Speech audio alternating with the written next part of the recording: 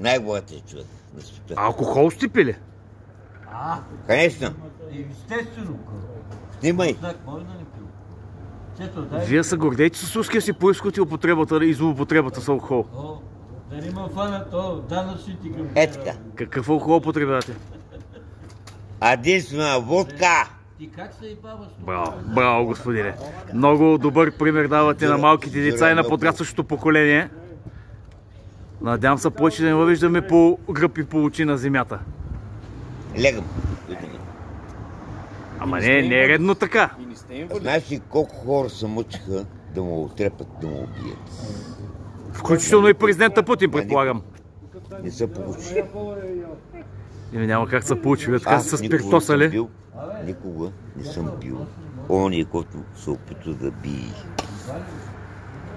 Но през сметка на това пиете.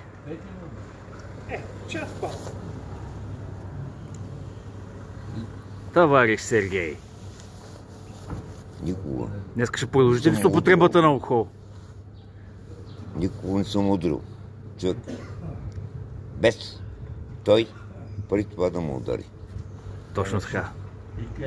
Първо чака да ги бият, когато той ги бие. Не мога.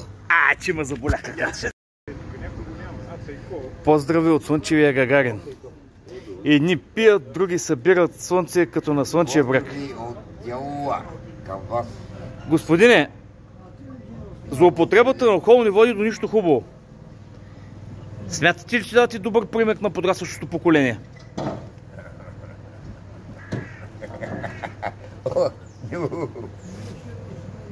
Айде, ако обичате да си отидете вкъщи да си поспивате, тук не е удобно на тротуара. Така удобно ли бе? Много. Тогава приятен ден ви пожелаваме, надяваме се да ни продължи сагата ви дълго. Сагата? Все пак не е подходящ пример за децата. Е много голямо нещо. Как е вашето име? Сергей Таврически. Вие сте от руската провинция. Да. Явно такава учат там. Като се напиеш, лягаш да почиваш. Аз съм руски дят и смисло, племеня, не е интересна. Айде, моля ви се, ставайте и се прибирайте вкъщи, че така е много грозно по улица да се лежи. Няма кой да ми каже къде си лежа. Един вид, вие сте над закона.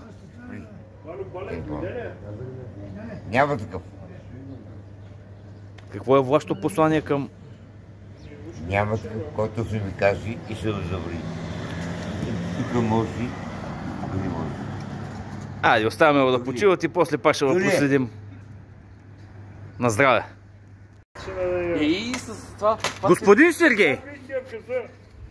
Алкохол употребявате ли? Снимах в Фейсбука. Алкохол пиете ли? Ти знаеш, че стана Сен и Пен. Точно така. Затова уважаваме. Нещо за политическата ситуация в България и ротацията на правителството да коментирате? Много хубаво направи. Много. Или вие се чувствате като на слънчев бряг? Какво? Че? Аз ще хода с пателите ми. Ще следим вашето развитие в рамките на деня.